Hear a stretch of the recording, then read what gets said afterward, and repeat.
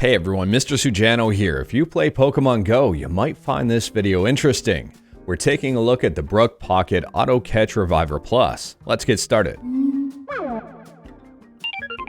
Alright, to kick things off, Brook sent me this Pocket Auto Catch Reviver Plus for a fair and honest review, and that's exactly what we're going to do here. Taking a look at the box, one of the first things I noticed was that it says this product is water resistant.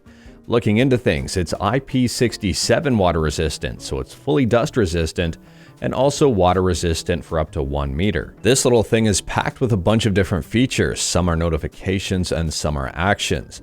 It can automatically catch Pokemon for you. It can automatically spin Pokestops. The device recharges over USB and the battery is said to last about 18 hours. Inside the box is a fairly detailed instruction manual going over all of the modes and notifications. There's an adjustable one-piece rubber wrist strap here with enough holes for an adult or a child. There's also a proprietary USB charging cable. You can't charge this with something like a micro USB or USB-C cable. And the last thing in the box, probably the most important thing, is the Reviver Plus. It reminds me a little bit of a Fitbit. This little pebble-like device is extremely tiny. The first thing I noticed here is that to charge it, you will have to take it out of the wrist strap. It won't charge with the wrist strap on it due to the location of the charging pins. And fortunately, it does pretty easily clip into that rubber wrist strap. When you're wearing this device, I would argue that it'd be very easily mistaken as a Fitbit.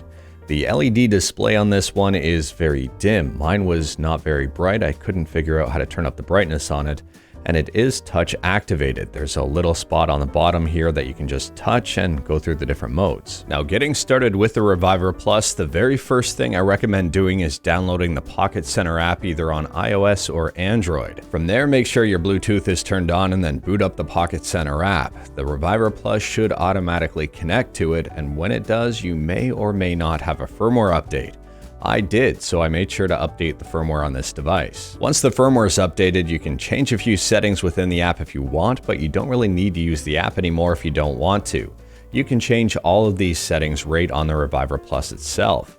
It's easier to do within the app though, so I do recommend keeping it. Once you've got your Reviver Plus set up to where you want it, you have to set it up within Pokemon Go, and to do that, just bring up the main menu here and then press the settings button in the top right hand corner. From there, scroll down to the bottom of the page where it says Pokemon Go Plus and click on it. At the very bottom of the screen here under available devices, the Reviver Plus should show up as a Pokemon Go Plus, so go on ahead and click on that and set it up. Once setup is complete, it will say connected to Pokemon Go Plus, and then there's a few more screens here explaining what exactly Pokemon Go Plus can do for you. Right away, I noticed the auto catcher started catching Pokemon. I didn't have to do anything at all. It was pretty awesome. Now, to show you the Reviver Plus in action, it just sensed a Pokemon in range, and you can see the Reviver Plus immediately starts to vibrate, and it's trying to catch that Pokemon. The vibration motor in this little thing is pretty strong. If you want to conserve battery life, I'd recommend turning the vibration motor off, but you can have it on so you know it's actually doing stuff. At this point in time, I wanted to test the Reviver Plus in the car to see how that actually works. I'm not a driver here, I'm a passenger. The camera's shaky because the car is moving. The Reviver Plus is detecting Pokemon before they even show up on the screen. In fact, here it spins this Pokestop the moment it appears on screen. It doesn't take much time at all. This Reviver Plus is extremely quick.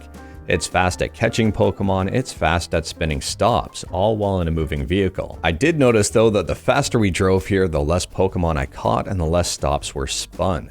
It seems like there is a bit of a speed limit here. If you're in town driving around, you'll probably spin every single stop out there. If you're on the highway, it's more than likely you're going to miss a few. It was really nice though having this do it automatically for me as opposed to me frantically trying to spin everything or play the game on the run. Now the Reviver Plus doesn't just work when the game is up. I had my phone put away here and the Reviver Plus was still working away. When I went back to my phone here, I had a few notifications. One of them says the Pokemon fled. Another one says I've caught a Pokemon. And then it let me know I was out of Pokeballs. I probably should have paid attention to my inventory a little bit better, and what I should have done is just turned off auto capture and turned on auto collect stops. That way when I wasn't playing the game, I'd just be racking up supplies. So let's get into what I liked and what I didn't like about the Pocket Auto Catch Reviver Plus, and we'll start out here with what I liked. First and foremost, I really like that this registers as an official Pokemon Go Plus. That is huge. This is not registering as a third-party device. You don't have to worry about cheating. You don't really have to worry about anything. I used this for the better part of a month here, and nothing happened to my account. I actually used it on 2 accounts, and nothing happened to either of them. I was a little hesitant at first, wondering whether or not I'd be caught for cheating, because technically one of these is, well, it is kind of cheating, and that's also what I like about this device. It will automatically spin stops for you. You don't have to press buttons on it. It'll automatically catch Pokemon, and that's a really good thing. I also really like the fact that you can configure the options on this. So if you don't want it to automatically catch Pokemon and waste a ton of Pokeballs, you can just turn that off and just have it spin some stops for you. I was impressed with the amount of features on here, especially the notifications. And I like that you can take it out of this bracelet and not use it with the bracelet at all. I just preferred to put this little pebble thing in my pocket and use it that way instead of having something on my wrist. I'll also say here that the build quality on this is pretty good, better than expected. It is IP67 rated, so I really didn't have to worry about this getting wet too much. And it is fully dust proof. The connection on this was very good with my phone. I didn't have any random disconnects.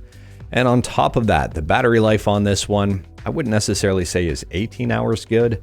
I got between 12 and 14 reliably. And now moving into the dislikes, and I do have a few of them here. First and foremost, I don't like the fact that this does have a proprietary connector on it. It's not USB-C, it's not micro USB. You need that included USB cable with it, and that part is a bit of a letdown. I do understand it though, because this is a very small form factor, and having a little port here might take up too much space. So they might have been forced to do this because of the size. And the second thing here I don't like is the fact that I couldn't turn up the brightness on the screen. I don't know if there's a setting to do it, I just couldn't find it. It wasn't laid out in the manual, and I was fiddling around with it and still unable to crank the brightness on it. It does get a little bit hard to read, especially in the sun, and that was a bit of a letdown, but that is also why it's really important to use that app. Now, taking a look at the price of the Pocket Auto Catch Reviver Plus, and we're sitting at $55, which is $5 more expensive than the official Pokemon Go Plus.